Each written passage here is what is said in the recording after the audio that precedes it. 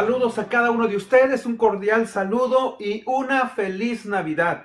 Nuevamente les agradezco que me estén acompañando y hoy estamos celebrando el nacimiento de nuestro Señor Jesucristo. Recuerde, como he dicho anteriormente, no sabemos la fecha exacta, pero sí sabemos que Él vino un día a este mundo. Dice su palabra, el pueblo que estaba en tinieblas vio una gran luz en el libro, ¿verdad?, de Isaías. Y con esto en mente, pues, vamos, mis hermanos, en este estudio a recordar una vez más, ¿verdad?, la gran esperanza que se nos fue dada cuando el Señor Jesucristo vino a esta tierra para vivir entre los hombres. No solamente para vivir, para ministrarles y para también ir a la cruz del Calvario, resucitar y darnos vida eterna si nos arrepentimos de nuestros pecados. Con eso en mente, pues, vamos a abrir nuestras Biblias, por favor, y le pido que vayamos al Evangelio de Mateo. El Evangelio de Mateo, capítulo 1, versículos del 18 al 25. Leo yo este pasaje que dice así. El nacimiento de Jesucristo fue como sigue. Estando su madre María comprometida para casarse con José, antes de que se llevara a cabo el matrimonio, se halló que había sido concebido por obra del Espíritu Santo. Entonces José, su marido, siendo un hombre justo y no queriendo denunciarla públicamente, quiso abandonarla en secreto. Pero mientras pensaba en esto, se le apareció en sueños un ángel del Señor diciéndole: José, hijo de David, no temas recibir a María tu mujer, porque el niño que se ha engendrado en ella es del Espíritu Santo, y dará a luz un hijo, y le pondrás por nombre Jesús, porque él salvará a su pueblo de sus pecados. Todo esto sucedió para que se cumpliera lo que el Señor había hablado por medio del profeta, diciendo: He aquí, la Virgen concebirá y dará a luz un hijo, y le llamarán por nombre Emmanuel, que traducido significa Dios con nosotros. Y cuando José despertó del sueño, hizo como el ángel del Señor le había mandado, y tomó consigo a María como su mujer, y la conservó virgen hasta que dio a luz un hijo, y le puso por nombre Jesús. Vayamos a Dios en oración. Padre, gracias te damos en este día. Estamos, Padre, gozosos, estamos alegres, maravillados, porque, Padre, estamos celebrando el nacimiento de nuestro Señor Jesucristo. Sabemos que la fecha, Señor, es incierta, pero sí sabemos y es veraz y cierto que nuestro Señor Jesucristo vino a un mundo perdido para darnos la esperanza, Señor, de venir a tener una relación y restaurar, Señor, esa relación perdida que había contigo. Te amamos y te agradecemos. Estamos infinitamente agradecidos, Padre, por nuestro Señor Jesucristo vino a este mundo. Te agradecemos por todo. Usa tu Espíritu Santo, Señor, para que siga trabajando en nuestras vidas. En Cristo Jesús pedimos esto. Amén.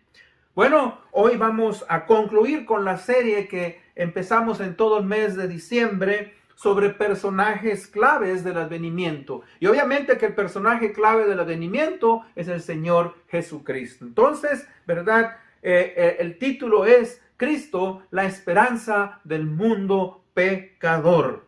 En estas últimas semanas hemos estado estudiando uno de los dramas más intrigantes de la historia humana. O sea que el drama más significativo de todos los siglos, que se llevó a cabo aproximadamente hace unos 2000 años allá en Judea, en la ciudad de Belén, ¿verdad? Y ese fue el drama de nuestro Señor Jesucristo, el nacimiento de nuestro Señor Jesucristo, que un día acabaría llevando, recuerde, a ese niño a la cruz del Calvario.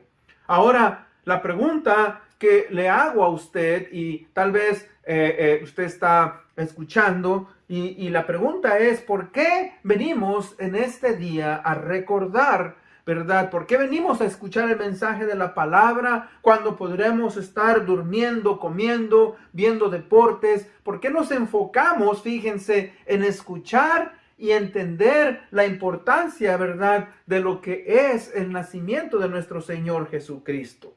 Ahora, hoy en este día, como dije, venimos a celebrar el nacimiento de nuestro Señor Jesucristo, quien merece nuestra honra, quien merece la gloria por habernos dado la oportunidad de poder conocer a Dios, ¿verdad?, y acercarnos a su reino celestial. Es un día, como dije, de alegría, porque antes de que Jesús viniera, el mundo estaba sin esperanza y estaba fuera del plan de Dios. En el libro de Efesios capítulo 2:12 dice, en aquel tiempo estabais sin Cristo, alejados de la ciudadanía de Israel y ajenos a los pactos de la promesa, sin esperanza y sin Dios en el mundo. O sea que gracias a que el Señor Jesucristo vino y nació, ¿verdad?, hizo las paces entre Dios y los hombres. Él es, ¿verdad?, nuestro intermediario, y a través de esa cruz, ¿verdad?, nos ha acercado nuevamente al Padre. Ahora, un gran apologista dijo lo siguiente: en esta temporada navideña vale la pena recordar que el verdadero milagro de la Navidad no es solamente que Dios se haya hecho hombre, sino la manera en que lo hizo. Recordemos, dice, que cuando Jesús vino a este mundo, Augusto César gobernaba el Imperio Romano. Y que este imperio estaba haciendo sentir su poder, ¿verdad?, en todas las direcciones que marca una brújula: norte, sur, este, oeste, etc. Y Jesús, fíjense, nació, hermanos, en esas circunstancias, no en riqueza, no con poder, ni con privilegios. Nació envuelto en trapos, respiró por primera vez en la más humilde de las circunstancias, recibido por padres que apenas podían cuidarlo y que necesitaban huir, ¿verdad?, de ese país para proteger a Jesús. Nació en un pueblo que no tenía poder, desafiando las expectativas de un Mesías conquistador.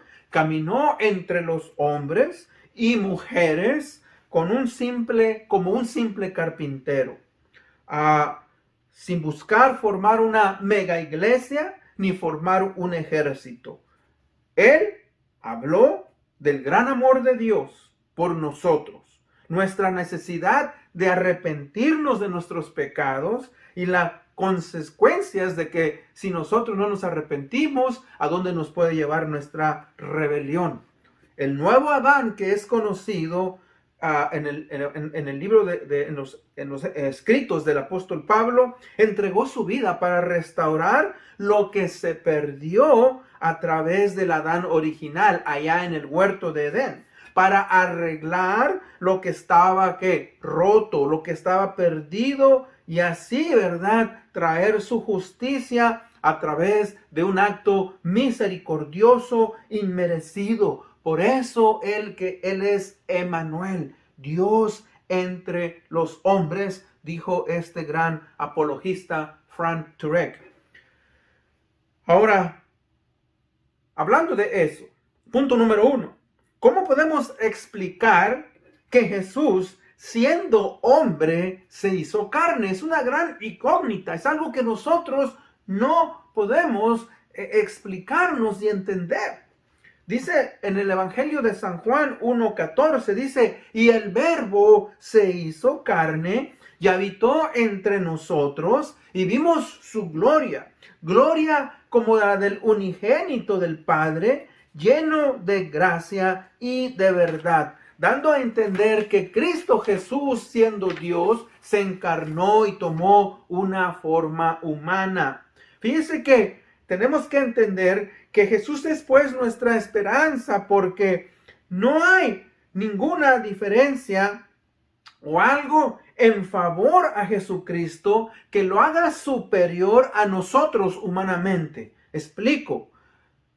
Cristo Jesús, cuando estuvo en este mundo, Él fue tan humano como usted y como yo. Ahora, la única diferencia es que Él fue concebido por el Espíritu Santo y Él no tenía una naturaleza pecadora como todos los demás seres humanos la tenemos. La Biblia nos enseña, fíjese, que desde el principio de la gestación de nuestro Señor Jesucristo, Él estuvo en la misma posición que todo ser humano ha estado.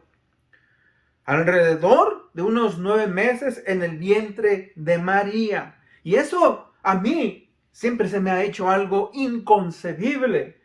¿Cómo pudo Dios estar contenido por 9 meses en el vientre de una criatura que Él mismo creó? O sea, en el vientre de María, pero María fue creada por mismo Dios.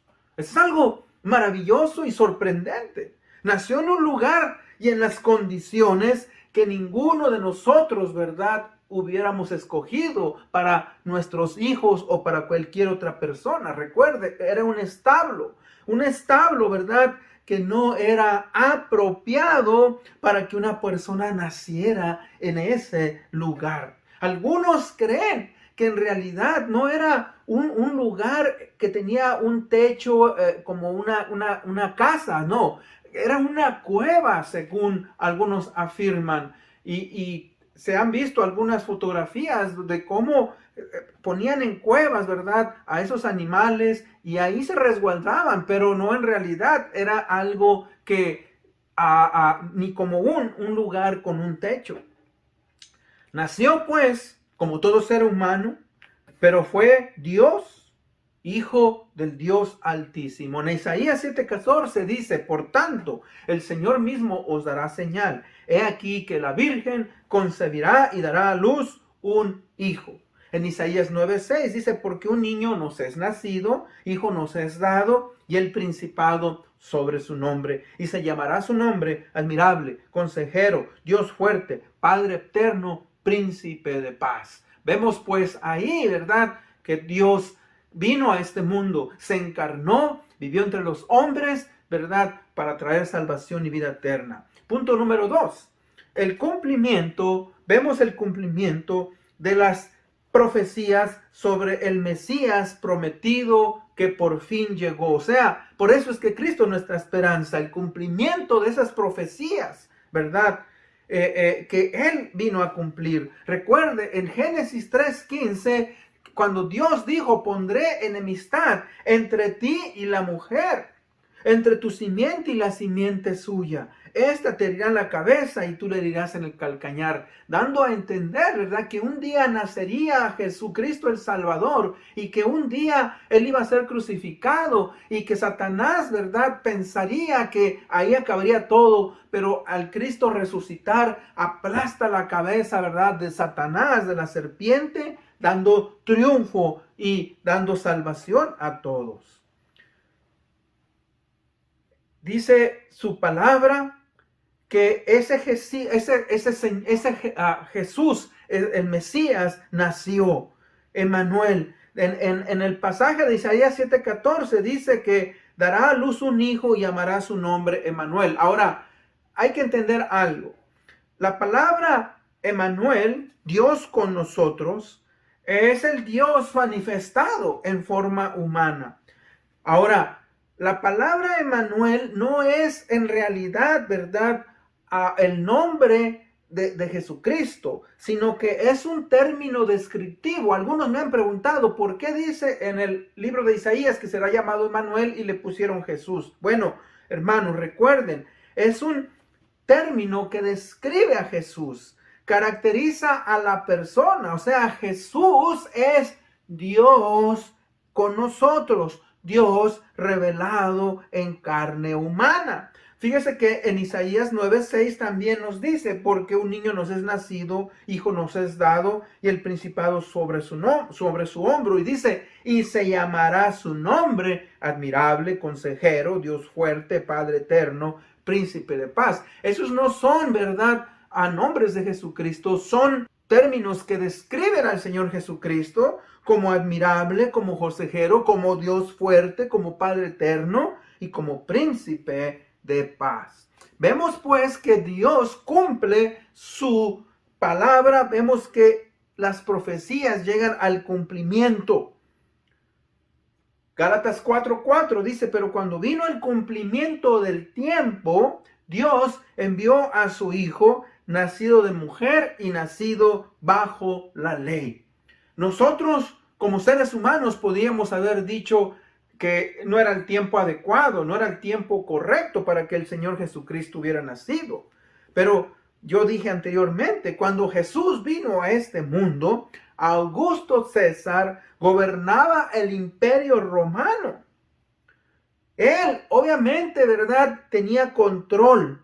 Y Jesús no vino con poder o con riqueza. Ahora, él siendo el rey y el creador del mundo, el plan de Dios era muy diferente. O sea que el tiempo que el mismo Padre había fijado o determinado para que viniera su Hijo, y Jesús llegó por fin a esta tierra, ahora recuerde, para cumplir con su plan de redención, ¿verdad? Y traer salvación a todo aquel que creyera en él. El tiempo, pues, que el Padre fijó para que se cumpliera, ¿verdad?, esa promesa, y la esperanza de un Salvador por fin llegó a su cumplimiento. La ley de Dios, fíjense, tenía que ser cumplida. Y recuerde que uno de los elementos centrales de la ley es que en esa ley se requería de constantes sacrificios por nuestros pecados o por los pecados. Y Cristo, mis hermanos, vino a cumplir con esa ley. Él dijo, yo no vine a abolir la ley, no, vine a cumplir la ley, o sea, a llevarla a cabo. Por eso es que él también es conocido, fíjese, ese es otro, ¿verdad?, de sus términos descriptivos, el Cordero de Dios. Cristo Jesús es el Cordero de Dios. ¿Por qué? Porque él quitó el pecado del mundo. Cuando él murió en la cruz del Calvario, gracias a que él murió por nuestros pecados, nos ha perdonado y nos ha dado nuevamente una relación con Dios como debe de ser. Y eso nos hace, pues, pensar y recordar que las promesas de Dios son fieles y que su testimonio es fiel, o sea, no falla. Dios cumple lo que dice y podemos tener la seguridad de que todo lo que se nos ha prometido va a ser llevado a cabo. Dios, ¿verdad?, cumple con sus promesas.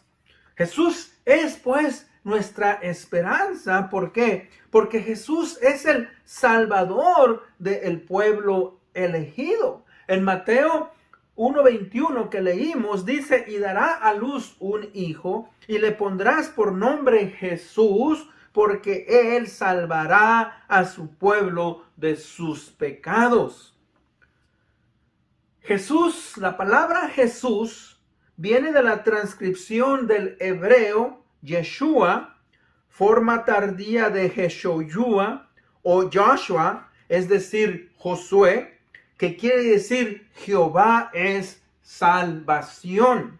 O sea que por eso Jesús, su nombre, ¿verdad?, es un nombre porque él salva al pueblo de los pecados. Cristo vino a traer salvación de Dios. Ahora recordemos algo muy importante. Primero, él vino a traer salvación a su pueblo, a la nación judía. Pero los judíos lo rechazaron, los judíos lo entregaron, ¿verdad?, a los romanos para que lo crucificaran. Ellos no quisieron, ¿verdad?, aceptarlo como el rey de los judíos. Ahora, en el libro de San Juan 1:11 y 12 nos dice, a lo suyo vino, mas los suyos no le recibieron. Mas a todos los que le recibieron, a los que creen en su nombre, les dio autoridad, les dio potestad de ser hechos hijos de Dios. Entonces, Por eso es que Cristo viene y trae, ¿verdad?, salvación a su pueblo elegido, a los judíos y a todos los gentiles, a todos aquellos que no eran judíos. Por eso, ¿verdad?, hermanos, es algo grandioso que nosotros celebramos, ¿verdad?, el pueblo que Él ha elegido, aquellos que se arrepienten, aquellos que confiesan al Señor Jesucristo como su Señor y Salvador. Ahora, Él murió por toda la humanidad, pero no toda la humanidad, ¿verdad?, quiere recibir a Jesucristo como su Señor y Salvador. Por eso la palabra dice, a los que creen en su nombre, les ha dado la autoridad de ser hechos hijos de Dios. En el punto número 4, vemos también que el amor del Padre por los hombres. Romanos 5:8 nos dice, mas Dios muestra su amor para con nosotros en que siendo aún pecadores, Cristo Jesús murió por nosotros. Recordemos que allá en el jardín del Edén, cuando Adán y Eva, ¿verdad?, estaban en ese lugar en inocencia, sin pecado, ellos decidieron desobedecer a Dios. Pecaron. Ahora, como consecuencia de eso, toda la creación, tanto los seres humanos como el universo, recibieron las consecuencias de esa acción.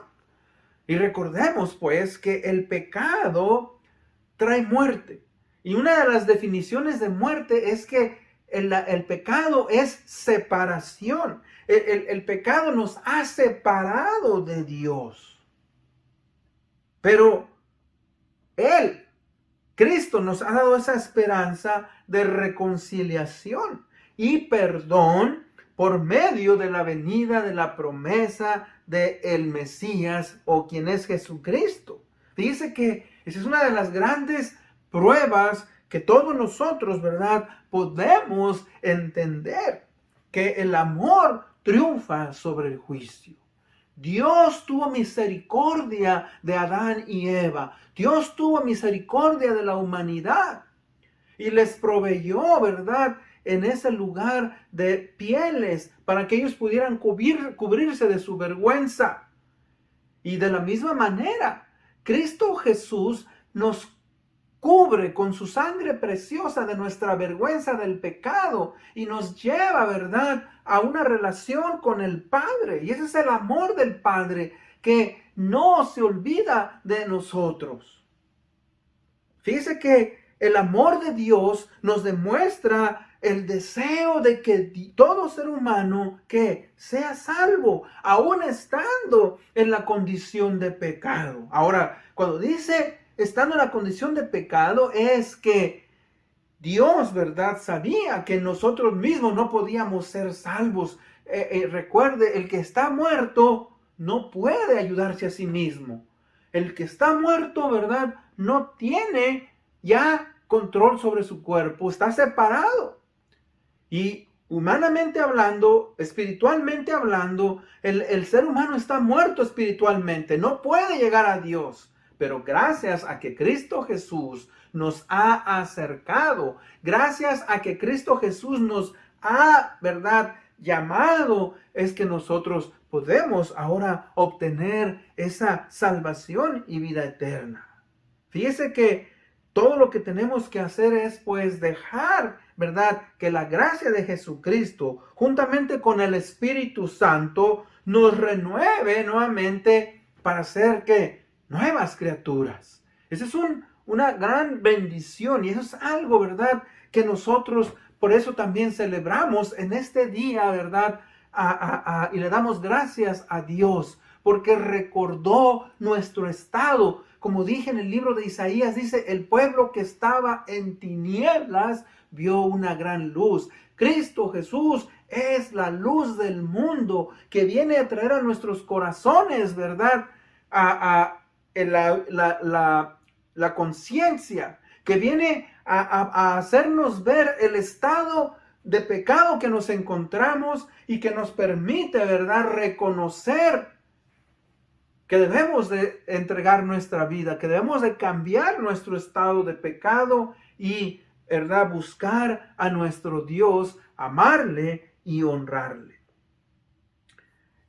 En el punto número 5, también, ¿verdad?, vemos la intervención milagrosa del Espíritu Santo. En Lucas 1:35 dice: respondiendo el ángel le dijo: el Espíritu Santo vendrá sobre ti, y el poder del Altísimo te cubrirá con su sombra, por lo cual también el santo ser que nacerá será llamado Hijo de Dios. Y también damos gracias a Dios, ¿verdad?, por la intervención milagrosa del Espíritu Santo. Fíjese, la tercera persona de la bendita Trinidad. Él, quien es el Espíritu, quien es el santificador. Fíjese que Él, el Espíritu Santo, separó y santificó al Señor Jesucristo.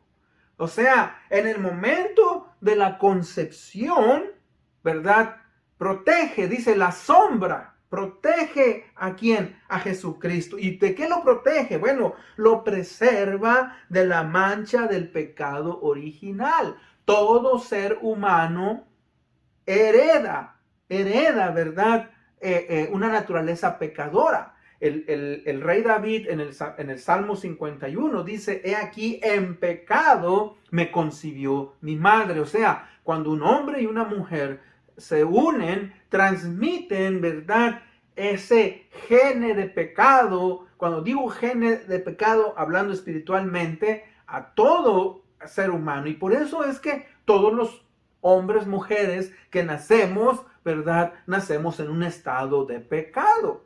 Y ese pecado, ¿verdad?, nos hace culpables delante de Dios. Dice, la paga del pecado es muerte. Dice, por cuanto todos pecaron, están destituidos de la gloria de Dios.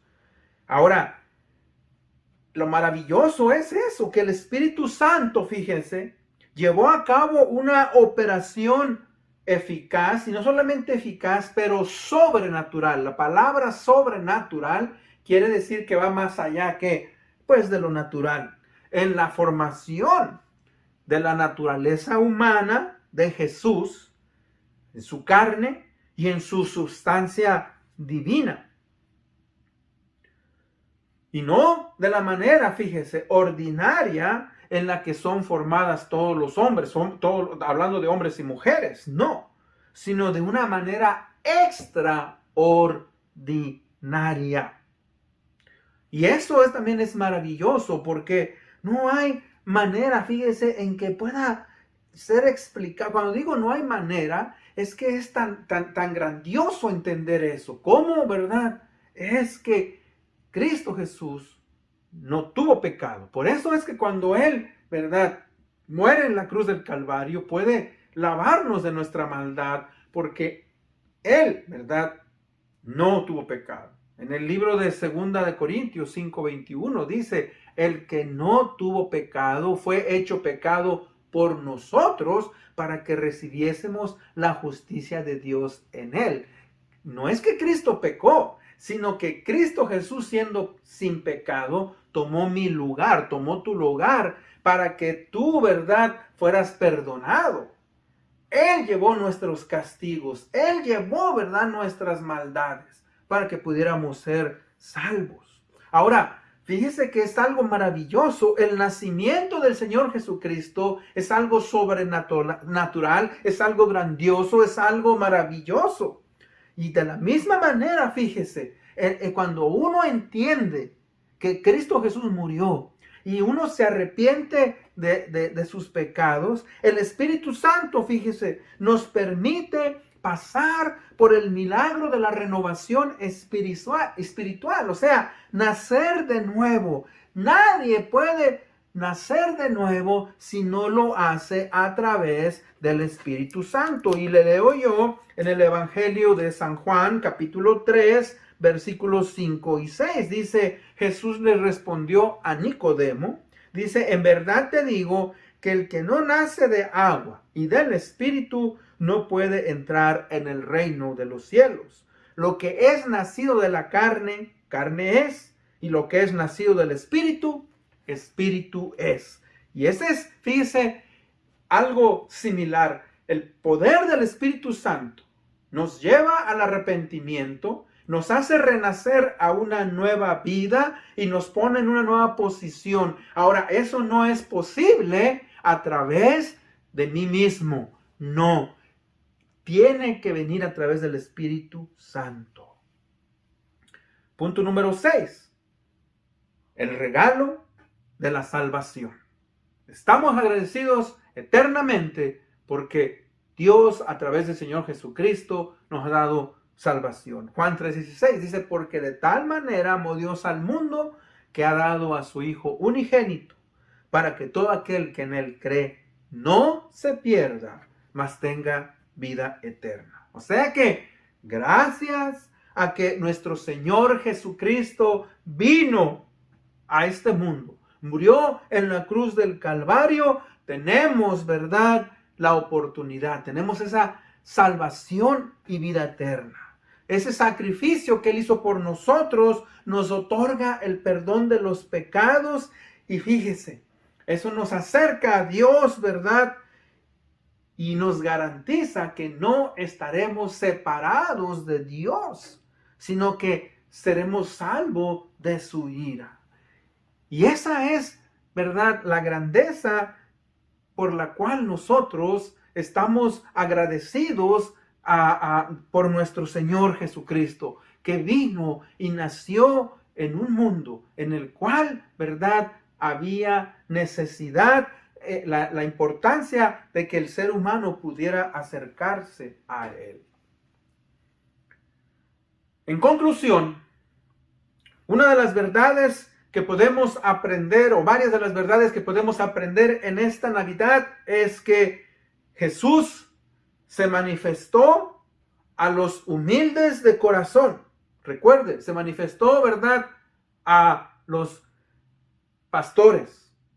Y no importa, ¿verdad?, si somos personas simples o sencillas, pero Dios se manifiesta a todos aquellos, sean fuertes o sean débiles, sean inteligentes o no sean inteligentes. Todo lo que tenemos que hacer es humillarnos ante Él, ¿verdad?, y aceptar su premio. La humildad del Señor Jesucristo, ¿verdad?, no hace acepción de personas. O sea que Él vino a morir por todos nosotros los pecadores.